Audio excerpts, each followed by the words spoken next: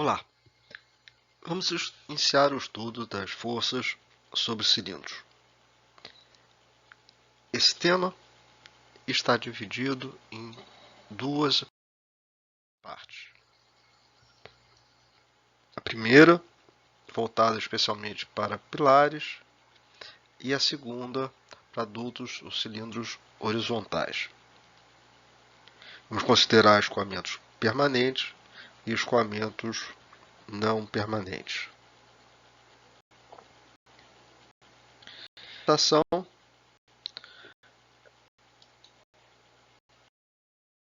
Nós vamos lidar com as forças de arraste. Tradicionalmente, as forças são em duas categorias: forças de arraste e forças de inércia. Vamos iniciar pelas forças de arraste. Considere o escoamento rotacional permanente em torno de um cilindro vertical. Nós vamos utilizar coordenadas R, θ, Z ao longo do eixo do cilindro. A solução da equação de Laplace é dada pela expressão do potencial de velocidade, onde U é uma velocidade uniforme em um ponto suficientemente afastado do cilindro. Nós vamos fazer uma extensão dessa solução, considerando que a velocidade U possa depender do tempo, variar no tempo. Pois, em última análise, nós estamos interessados em escoamentos oscilatórios. Observe, então, aqui os eixos coordenados adotados. Os eixos cartesianos, x, y, z, e os eixos em coordenadas cilíndricas, ER e Eθ. EZ seria ao longo do eixo do cilindro. Se o fluido for invisto, a tensão ao longo da parede do cilindro se reduz à pressão normal. Aplicando então a equação de Bernoulli para escoamento não permanente e rotacional de fluido invisto, ao longo da parede do cilindro, R igual a A, e para um ponto suficientemente afastado, digamos para um ponto L muito maior do que A, ao longo de θ igual a zero, podemos determinar a pressão na parede do cilindro, P de Aθ, em função da pressão no infinito. E a novidade nessa equação de Bernoulli é o aparecimento dos termos dφ dt. A velocidade em qualquer ponto possui coordenadas o r e o θ. Ao longo do cilindro, a componente normal da velocidade, o r para r igual a zero, e o θ para r igual a A, em coordenadas cilíndricas, seria 1 sobre r dφ dθ, que é 2ut seno θ. Na equação de Bernoulli, podemos eliminar o termo da elevação em z e o termo que depende de A sobre L ao quadrado, pois vamos fazer L tender a infinito, então esse termo vai a zero. Considerando que a velocidade radial seja sempre nula na parede do cilindro, utiliza-se a expressão do potencial de velocidade e temos então uma velocidade tangencial. A pressão vai se expressar então em função do quadrado da velocidade u e da variação da velocidade u no tempo, du dt.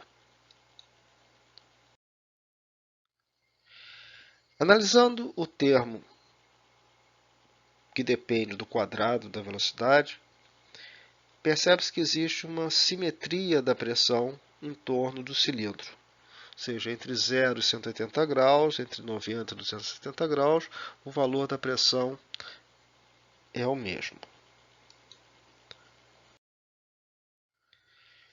Considerando então a simetria do problema, percebe-se que a resultante das forças de pressão é nula.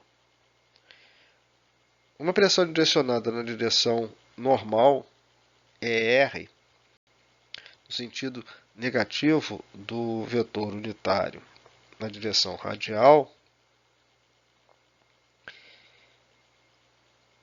ao integrar em torno do cilindro, transformando o vetor unitário ER em componentes cartesianas EX e EY, resulta que a pressão é nula nessa integral. Substituindo ER por EX e EY.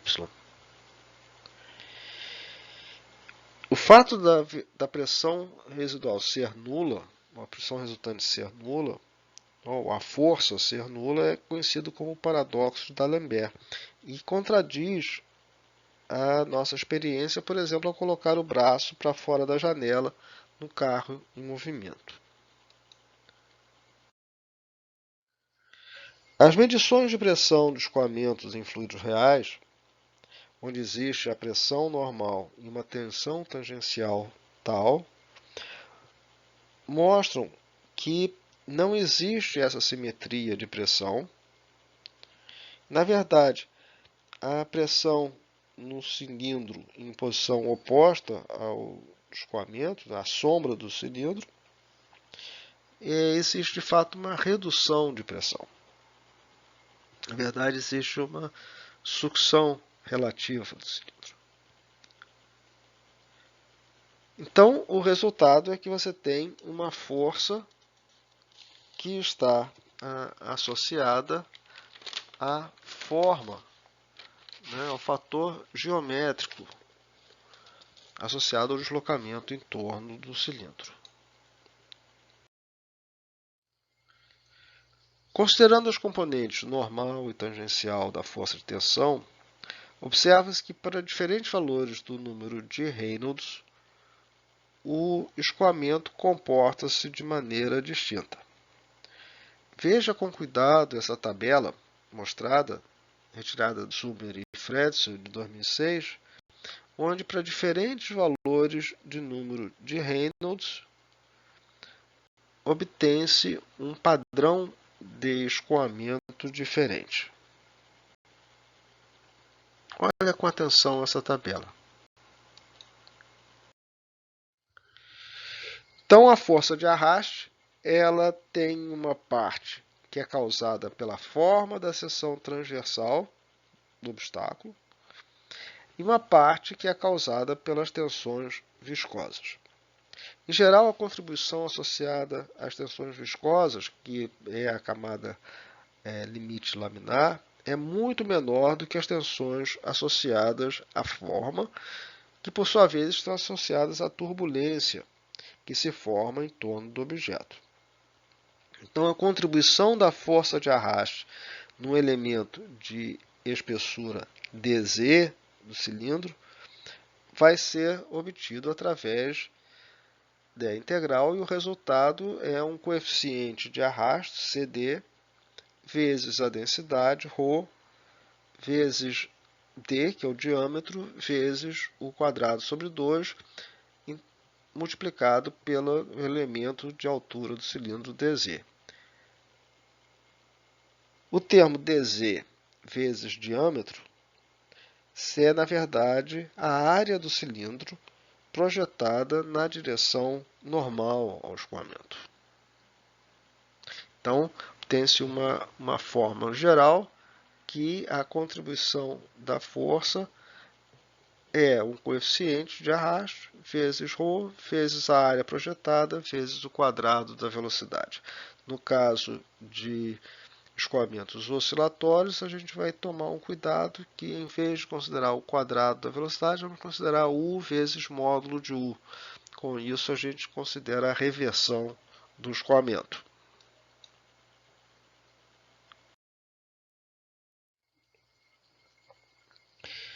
O coeficiente de arrasto depende de vários parâmetros. Em primeiro lugar, depende do número de Reynolds, definido em função da velocidade máxima do escoamento oscilatório o diâmetro do cilindro e a viscosidade cinemática.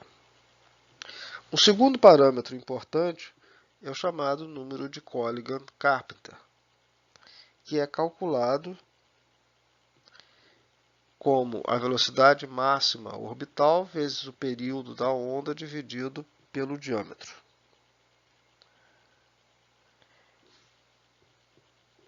A velocidade orbital máxima vezes o período é uma estimativa da excursão da partícula fluida durante o movimento oscilatório. Então, o número de Colligan-Carpenter é uma razão entre o escoamento, o deslocamento da partícula e o diâmetro do cilindro.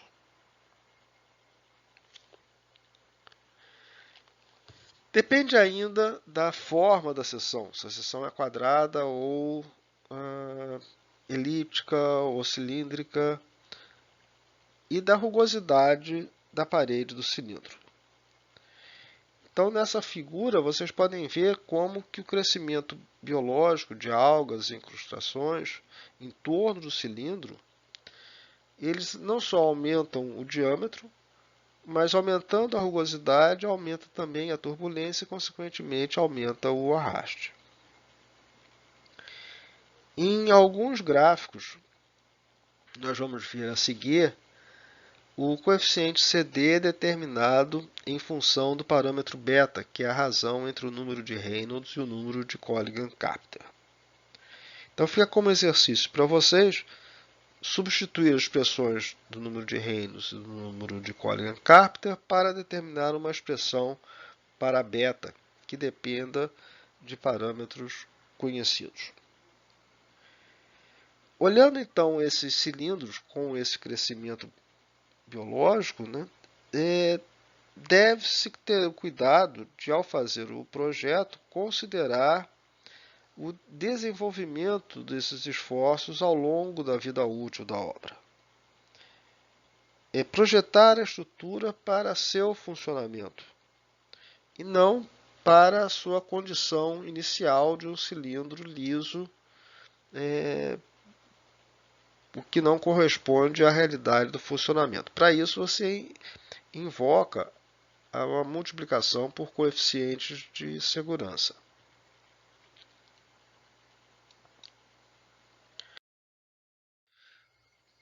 O Coastal Engineering Manual apresenta uma formulação para o cálculo de CD. Isso daí é fácil, por exemplo, para fazer a programação, porém não corresponde à realidade.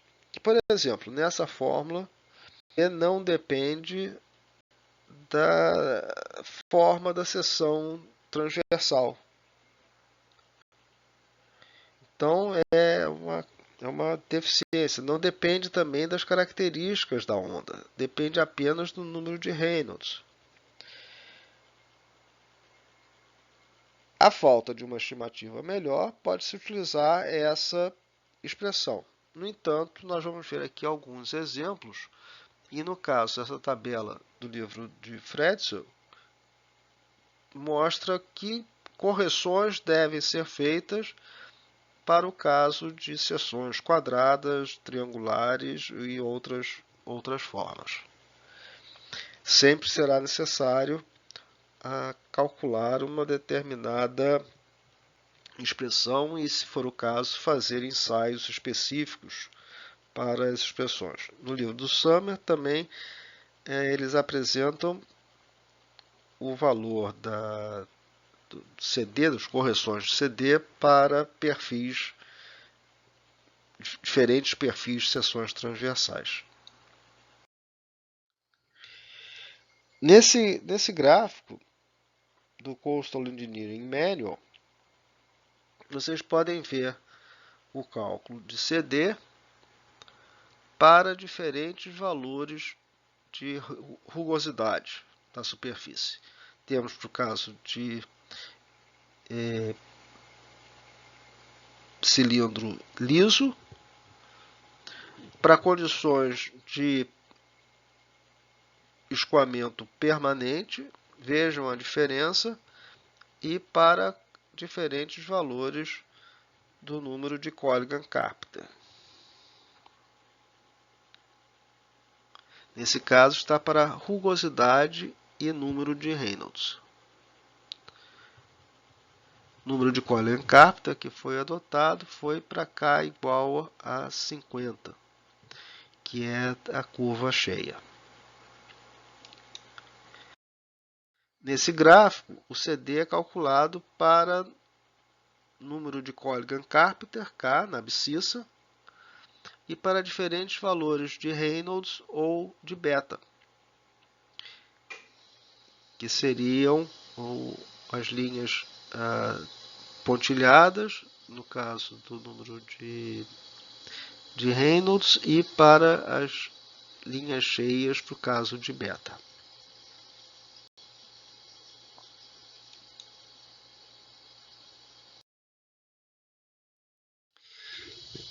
Isso então conclui a apresentação sobre as forças de arraste. O assunto continua sob investigação e os coeficientes, hoje em dia já se fala, né, de calcular esses coeficientes hidrodinâmicos em termos de redes neurais. Nós vamos agora tratar das forças de inércia. Obrigado.